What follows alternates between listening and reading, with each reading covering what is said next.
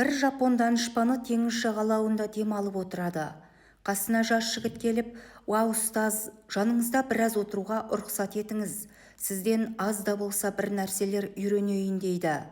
«Отыра ғой, менің қасымда отырып айтқандарымнан ғибрат алар қабілетің, білімің болса көрейік» дейді данышпан. Сөйтеді де құмның үстіне саусағымен 60 сантиметр болатын сызық сызады. Әлгі балаға қарап, «Мына сызықты кішірейтші» дейді.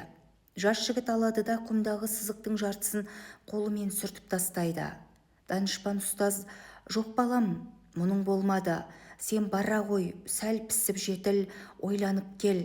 Бір айдан соң осы жерде жолығайық» деп арқасынан қағып шығарып салады. Бір айдан соң екеуі теңіз жағалауында қайта жолығады. Ұстазы баяғы 60 сантиметр құмдағы сызығын сызып, «Ал жігітім, тәжірибең мен білімің жетілді ме көрейік, мына сызықты кішірейте ғой» дейді.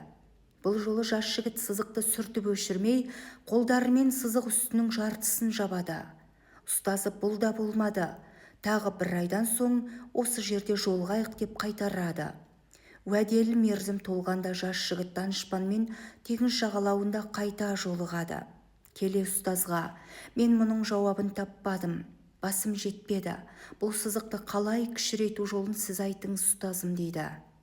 Сонда ұстаз, 60 сантиметр сызықтың жанына одан 2 есе ұзын 1 метр 20 сантиметр сызық сызып, «Қара, бастапқы сызық кішірейді» дейді. Мораль, біз тек бар нәрсені жою туралы ғана ойланбауымыз керек.